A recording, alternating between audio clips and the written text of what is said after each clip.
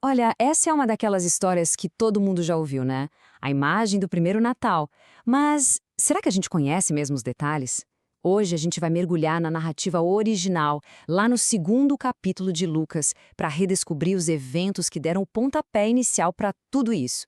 E o mais curioso, sabe, é que tudo começa não com um grande milagre, mas com burocracia. Pois é, uma ordem imperial. A pergunta que vai guiar a gente aqui é exatamente essa: como é que um simples censo romano acabou colocando em movimento uma das histórias mais importantes de todos os tempos?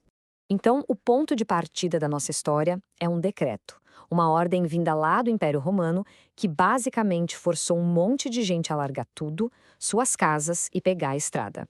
Quem deu a ordem foi o imperador César Augusto. A ideia era fazer um censo geral. Para o Império Romano, o motivo era bem prático: contar as pessoas para cobrar impostos e manter o controle. Mas, na prática, para as pessoas, isso significava uma viagem obrigatória. Cada um tinha que voltar para a cidade de origem da sua família para se registrar. E o texto é bem específico, ele dá até um marcador de tempo. Isso tudo rolou enquanto Quirino era o governador da Síria. E essa ordem, claro, acaba afetando diretamente um carpinteiro chamado José. Ele precisa sair da casa dele, em Nazaré, e ir até a pequena cidade de Belém, lá na Judeia. E por que Belém? Bom, porque Belém era a cidade natal do famoso rei Davi.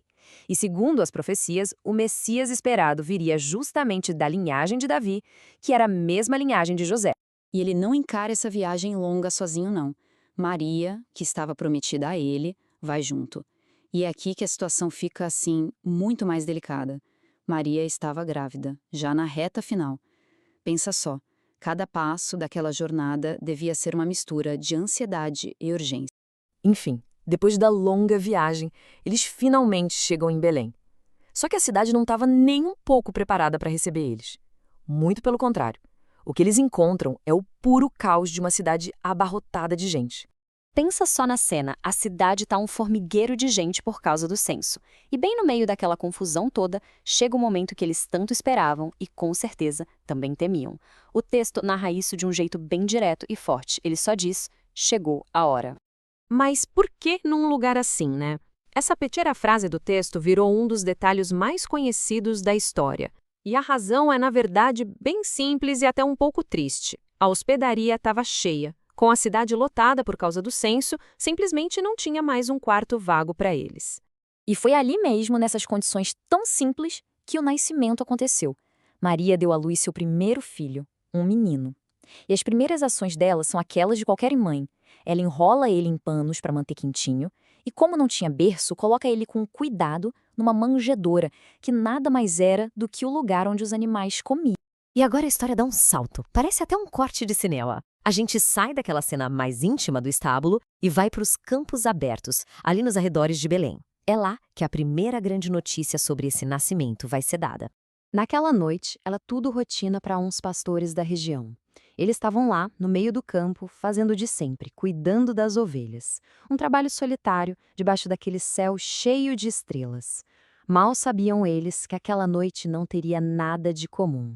De repente, a escuridão da noite é partida por uma luz gloriosa. Um anjo aparece bem na frente deles. E a reação, como era de se esperar, foi de puro medo.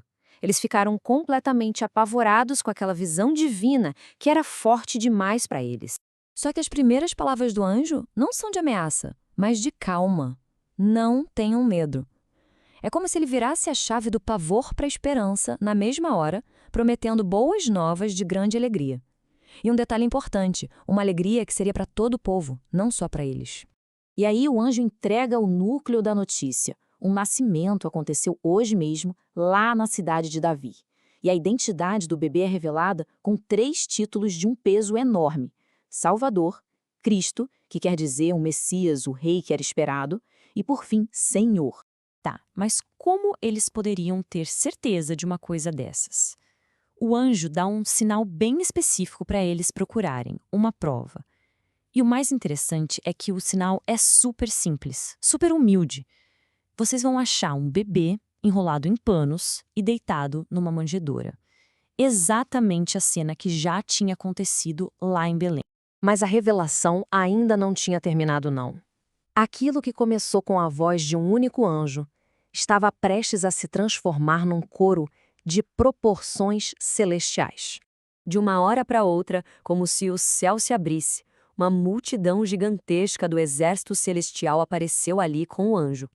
Aquela noite silenciosa no campo virou um espetáculo de luz e som, com todos eles louvando a Deus. E o cântico deles é aquele que ficou famoso através dos séculos. Ele tem duas partes, né? A primeira é um louvor direto para Deus, glória a Deus nas maiores alturas.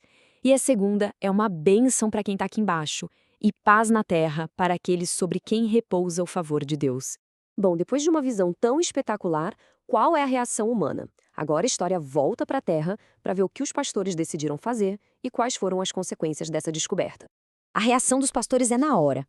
Assim que os anjos desaparecem, eles não ficam parados duvidando. Pelo contrário, eles correm para Belém para checar com os próprios olhos. E chegando lá, eles encontram tudo exatamente como o anjo descreveu. Maria, José e o bebê deitadinho na manjedoura. Aquela visão celestial foi confirmada ali na realidade deles. Depois de verem o sinal com os próprios olhos, os pastores não conseguem guardar aquilo só para eles.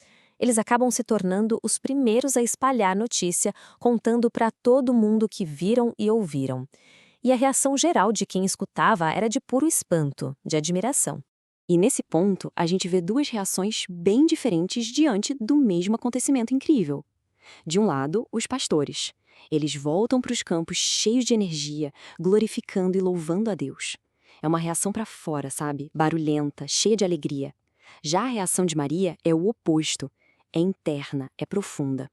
O texto diz que ela guardava todas estas coisas e meditava sobre elas em seu coração, tentando entender, em silêncio, o peso de tudo aquilo.